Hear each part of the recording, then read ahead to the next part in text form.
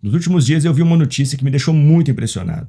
Um cidadão tinha 226 passagens pela polícia. Isso quer dizer que ele foi preso e solto 226 vezes. Agora, se ele foi preso e solto tantas vezes, ele conseguiu se safar várias outras vezes e cometeu vários outros crimes.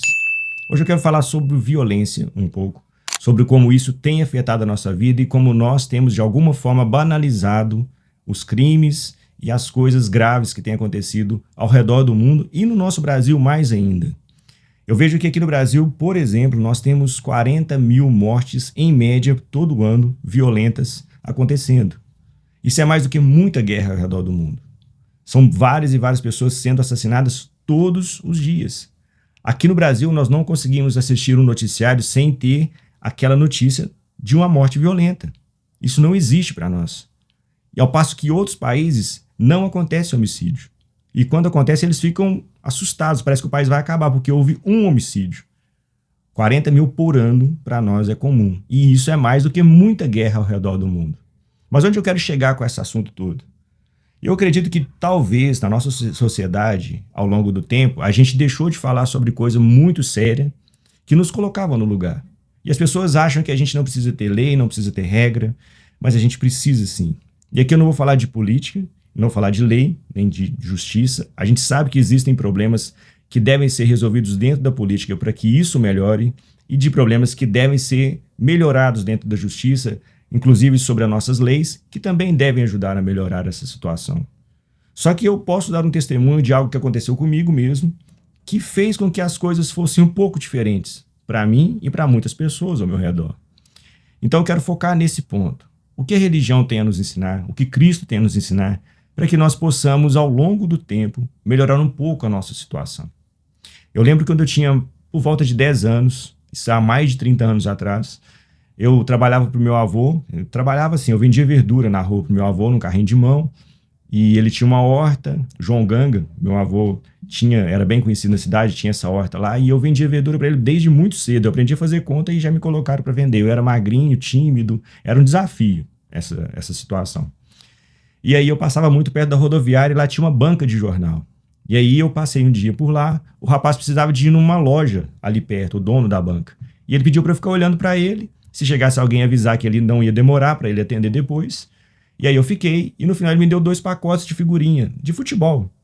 E aí eu fui embora para casa, acabei de acertar com meu avô lá a venda que eu fiz e tal. Quando eu cheguei em casa com os pacotes de figurinha, minha mãe já começou a vir para cima de mim. Falou, olha, onde você roubou, quem te deu, ou como que você comprou esse negócio sendo que você não tem dinheiro?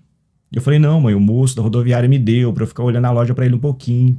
Aí ela me pegou pelo braço, me levou lá na rodoviária, chamou o cara e falou assim, você conhece esse menino? O cara, conheço. Acabei de dar essas figurinhas para ele.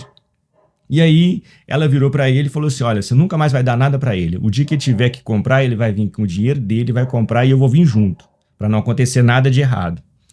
E aquilo foi uma lição para mim. E aí quando eu voltei para casa, provavelmente eu apanhei, né? Eu não sei, não lembro.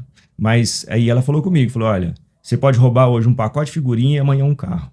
Não faz diferença, roubo é roubo. E aí o que isso traz de ensinamento? Minha mãe era uma pessoa que tinha medo de eu virar um bandido, com certeza, isso aí não tenho dúvida disso. Mas ela também tinha muito medo do inferno.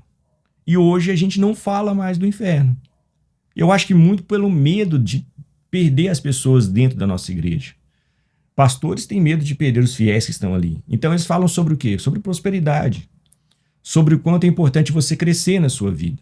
Mas muito pouco é falado sobre o inferno. E Jesus ele fala que vai separar o joio do trigo e que o joio vai queimar no inferno, no fogo que queima para toda a eternidade. Então está muito claro dentro da Bíblia Sagrada. As pessoas hoje olham para essa situação e pensam assim, não, Jesus ele veio para mudar tudo. Ele falou assim, eu não vim para abolir nenhuma vírgula da lei. Tudo que está ali tem que valer e serve para nosso ensinamento. Quando Deus ele separa o povo de Israel para morar na terra de Israel, quando eles saem do Egito e vão para lá, eles recebem no meio do caminho a lei de Moisés, a lei que é entregue a Moisés. E essa lei fala, não matarás, não roubarás. Tem 6 mandamentos que são direcionados para o comportamento humano. E eles dirigem e fizeram com que várias leis foram criadas em cima disso, porque era muito inteligente para a sociedade viver de uma forma mais correta. E nós deixamos de falar nisso. A maioria das pessoas, dos cristãos, não sabem nem que existem os 10 mandamentos e a forma como eles são distribuídos. E se a gente trouxesse isso para as nossas crianças, talvez elas também não quisessem ser cristãs por causa disso.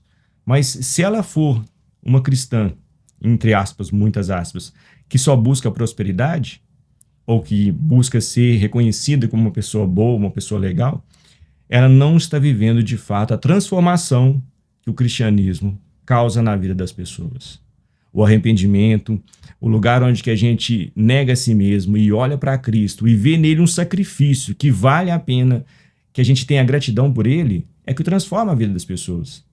Então, por algum motivo, nós começamos a negar isso. E no Brasil, nós que somos cristãos, somos muito mal vistos hoje em dia. A gente sofre hoje o preconceito das pessoas por causa de ser muito antiquado, de ter uma visão diferente da vida. Mas se a gente for olhar direitinho, a sabedoria que está embutida em tudo que o cristianismo traz, ela realmente traz prosperidade e segurança para a sociedade. E isso foi deixado de lado em algum momento. Então eu queria deixar um alerta nesse vídeo. Vamos olhar com mais seriedade para a existência do inferno. Existe. Deus, ele fez com que nós fôssemos criaturas dele, ele nos criou e nós nos separamos dele, nós nos afastamos dele, e esse afastamento nosso pode se tornar um afastamento eterno, caso a gente escolha isso. Agora, a nossa escolha deve ser de ir até Cristo, olhar para o sacrifício dele e dizer, eu quero essa transformação, e eu quero viver de novo o que Deus tem para nós de melhor, que é a forma como ele criou o Éden. Aquele Adão e Eva que viviam antes do pecado, experimentaram um pouco disso, nós queremos experimentar isso de novo, e isso só vai ser possível se nós tivermos consciência de uma vida de arrependimento, de que nós precisamos negar nossos desejos, as nossas coisas terrenas, para olhar para Cristo de uma maneira melhor. Isso pode transformar a sociedade de uma maneira muito grande? Pode. Vai transformar? Não sei. Mas, de alguma forma, eu creio com toda certeza que vai contribuir para uma mudança na concepção do que é a sociedade, do que é o bem e o que é o mal. Já que hoje em dia ninguém se importa com mais nada. Eu tenho certeza que esse rapaz que cometeu esses crimes na primeira vez tinha muita adrenalina no coração dele. Mas como ele começou a cometer crimes e nada acontecer, ele foi transformando aquilo como uma coisa natural na vida dele. E outras vezes ele foi fazendo e fazendo e fazendo porque nada acontece.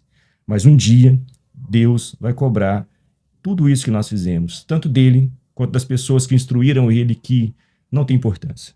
Pode continuar fazendo. Você é uma vítima da sociedade, como eles dizem hoje em dia. E essa vítima da sociedade causou mais de 226 vítimas dentro da sociedade, só ela sozinha.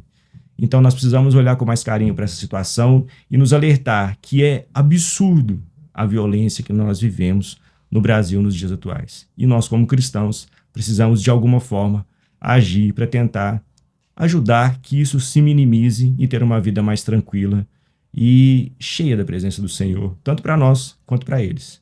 Nós precisamos agora, hoje em dia, a nossa igreja faz isso, de visitar dentro das cadeias as pessoas que são essas vítimas da sociedade que também causaram crimes. E lá elas têm uma experiência com Deus, e nós já vimos muito isso. Nós precisamos impedir que elas cometam crimes e que elas vão para lá. E que elas tenham essa experiência com Cristo aqui fora e tenham uma vida boa, perfeita e agradável, como é a vontade do nosso Senhor. Se você gostou desse alerta, entendeu essa mensagem, não se esqueça de curtir esse vídeo e comentar aqui embaixo o que você pensa desse assunto. E se não é inscrito, se inscreva no canal. Um grande abraço e que Deus te abençoe sempre, em nome de Jesus.